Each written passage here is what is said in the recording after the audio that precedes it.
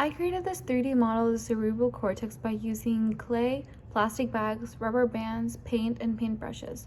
So I first used the plastic bags and the rubber bands in order to make a brain model that looks like this, and I made it so that there appears a dent right here. And on top of that, I placed a flat base of clay so it would be easier to place the folds. And on top of the folds, I used 15 different colors of paint to distinguish the 15 different components of the cerebral cortex.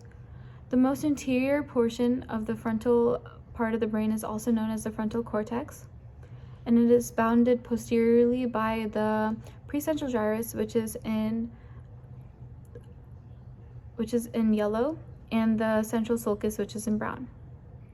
The central sulcus separates the frontal lobe from the parietal lobe. The frontal lobe is anterior to the central sulcus, whereas the parietal lobe is posterior to the central sulcus. In the frontal lobe, we have the superior frontal gyrus, which is in light purple. We have the middle frontal gyrus, which is in light blue, and then we have the inferior frontal gyrus, which is in dark blue.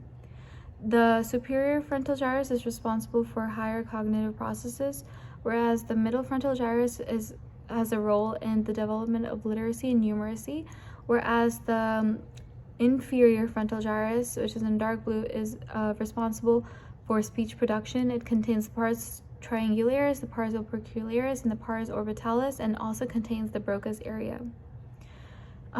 Next, we have the precentral gyrus, which is also known as the primary motor cortex, and this is responsible for skeletal muscle control and is the motor strip.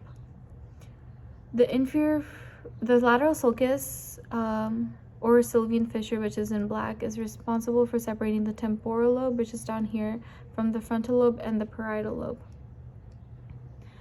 The primary auditory cortex, also known as Brodmann areas 41 and 42, is right here on the superior temporal gyrus.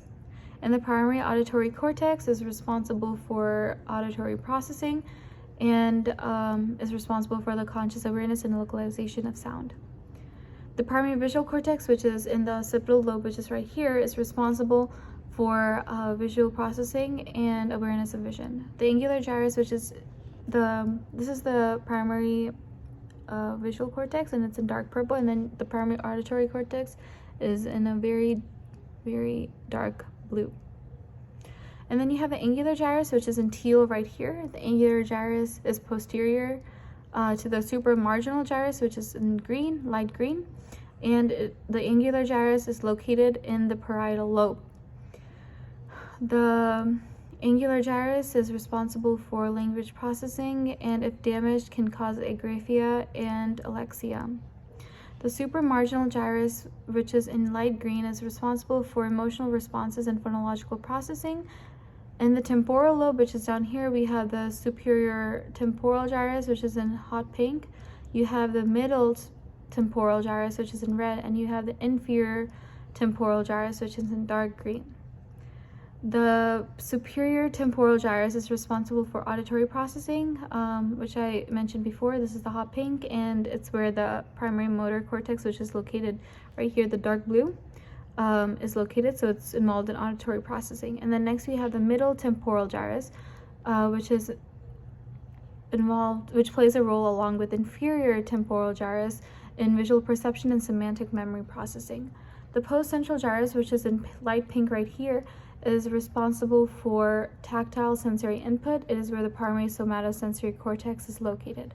The lateral occipital gyri, also known as the fusiform gyrus, which is in orange right here, is in the occipital lobe, and it is responsible for object and face recognition. And a lesion in here can cause prosopagnosia.